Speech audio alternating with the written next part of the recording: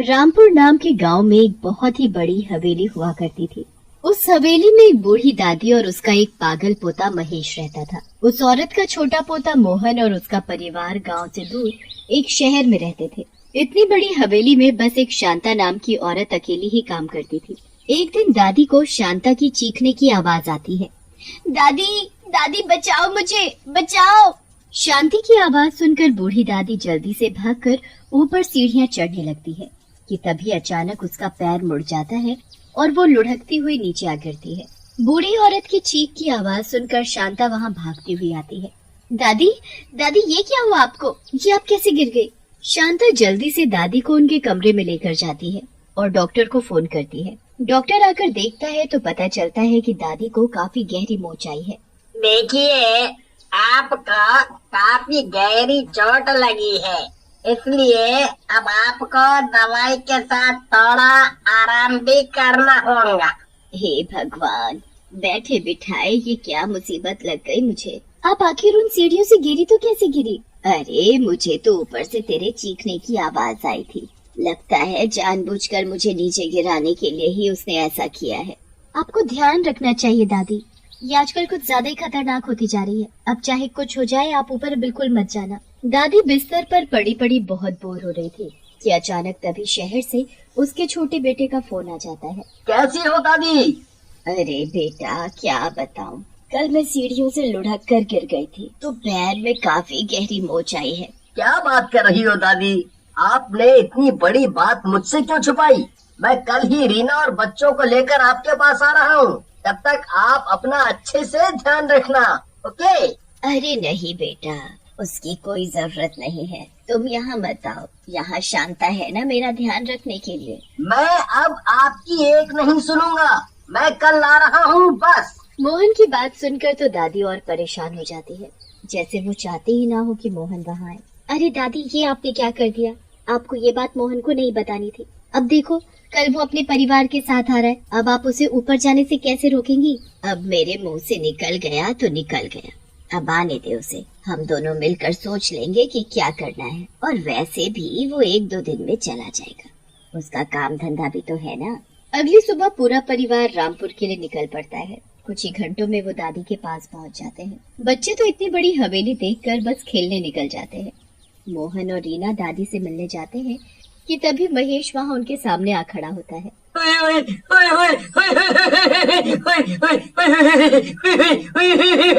मेरी शादी है, देखो देखो मेहमान भी आने लगे। चाहता ताई, देखो देखो मेरी शादी में मेहमान आने लगे। तुम लोग मेरी दुल्हन से मिलकर जरूर आना। वो ना वो ऊपर ऊपर। हाँ हाँ ठीक है, अभी तुम अंदर जाओ, तुम्हें अभी अपनी दवाई भी लेनी है ना। चलो जाओ यहाँ से, कुछ भी बोलते रहते हो। शांता की बात सुनकर महेश उदास होकर अंदर चला जाता है। मनोज और रीना को महेश की यह हालत देख बड़ा झटका लगता है। ये महेश भैया को क्या हुआ?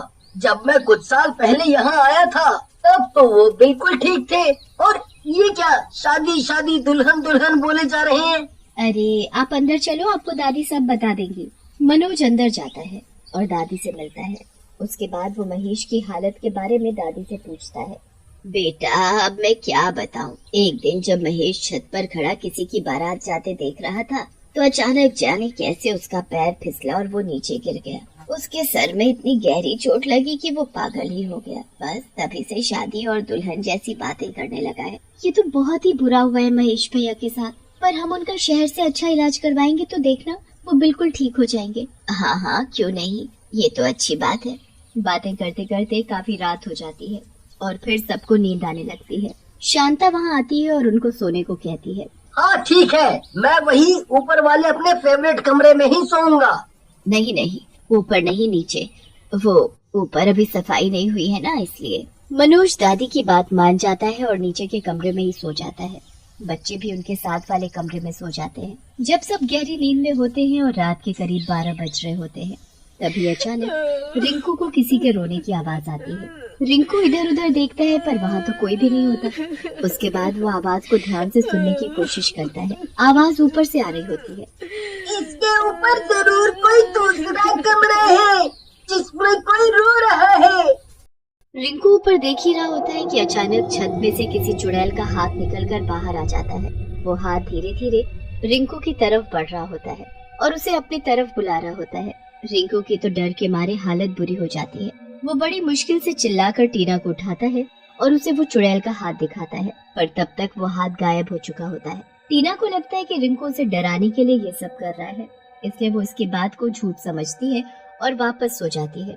रिंकू भी बेचारा डर कर सो जाता है और अगली सुबह उसे एक बुरा सपना समझकर भूल जाता है। पर अगली रात भी रिंकू के साथ वही होता है। वो हाथ छत से निकलकर बाहर आ जाता है और रिंकू को अपनी तरफ बुलाने लगता है।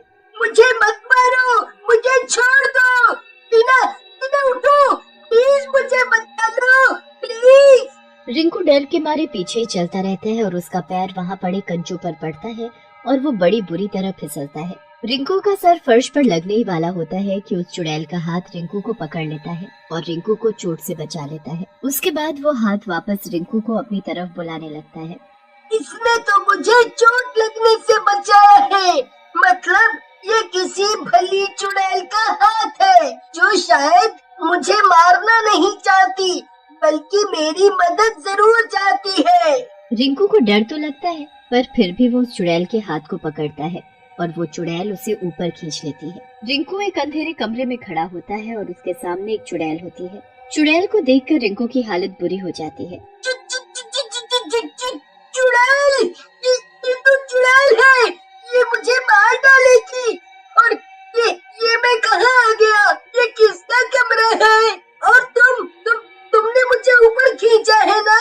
प्लीज प्लीज मुझे छोड़ दो, मुझे जाने दो। नहीं, कभी नहीं। अब तुम्हें मुझे यहाँ से आजाद करना होगा, तभी मैं तुम्हें छोड़ूंगी। आजाद? पर कैसे? और तुम्हें यहाँ कैद किसने किया? उस बुढ़िया ने जिसका पैर मैंने तोड़ दिया। वो तो मेरी परदादी है और वो तुम्हारे साथ ऐसे क्यों करेगी? वो तो बहुत अच्छी है। अच्छी? और वो उसकी वजह से ही तो मेरी आज ये हालत है, वरना मैं भी महेश के साथ आज खुश रह रही होती। चुड़ैल की बातें रिंकू को जरा भी समझ नहीं आती। वो तो बस बाहर जाने की जिद करता रहता है, पर चुड़ैल उसे कहीं भी बाहर नहीं जाने देती। अब अगले दिन सब रिंकू को ढूंढने लगते हैं, पर रिंकू का तो कुछ पता ही नहीं चलता। दादी और शांता अच्छे से समझ जाते हैं कि ये उस चुड़ैल का काम है, पर अब उन्हें ये समझ नहीं आता कि सबको वो क्या बोले और रिंकू को कैसे बचाए। अब बस एक ही जगह ढूंढने के लिए बचती है और वो होती है ऊपर वाला कमरा। मनोज ऊपर जाने लगता है तो शांता उसे रोक देती है और बहाने मारने लगती है। आखिर तुम लोग मुझे ऊपर क्यों नहीं जाने देते? ऊपर जाने में दिक्कत क्या है? मेरा बच्चा खोया है, मैं ऐसे हाथ पर हाथ रखकर नहीं बैठ सकता। मुझे रिंकू को जाकर ढूंढना होगा। मनोज जिद करके ऊपर चला जाता है, पर अब शांता उसे वो कमरा नहीं खोलने देती। मनोज को अचानक से उस कमरे से रिंकू की आवाज आती है। वो तो अब किसी की बात को सुनने को तैयार ही नहीं होता और कमरे का दरवाजा तोड़ देता है। कमरे के अंदर चुड़ैल और रिंकू को देख रीना और मनोज की तो सांसें अटक जाती हैं। मुझे पता था कि मेरा ऐसा करने से कोई इस कमरे का दरवाजा खोलेगा। अब मैं आजाद हो जाऊंगी। और अभी तो मुझे उस दादी से अपनी मौत का बदला भी लेना है। मेरे बच्चे को छोड़ दो। और ये तुम मेरी दादी को लेकर क्या क्या बोले जा रही हो? दादी बताओ ना, ये आपको लेकर ऐसे क्यों बोले जा रही है? अचानक वहाँ महेश भी आ जाता है और वो उस चुड़ैल के पास जाने की जिद करने लगता है। उसे उस चुड़ैल से जरा भी डर नहीं लगता। मेरी दुल्हन, मेरी दुल्हन, मेरी दुल्हन, मेरी दुल्हन। ये सब क्या चल रहा है यहाँ? कोई हमें सच सच बताओ। अब तो तुझे सबको सच बताना ही होगा।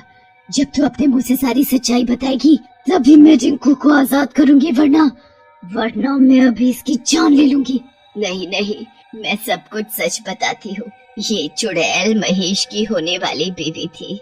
मैं इसे बिल्कुल पसंद नहीं करती थी क्योंकि ये बहुत ही गरीब घर की थी, पर महेश ने मेरे खिलाफ जाकर शादी कर ली और मैंने एक दिन मौका देखकर इसे इसके ही कमरे में आग जलाकर मार डाला। तभी वहाँ महेश आ गया और उसने सब देख लिया। उस दिन से महेश पागल हो गया।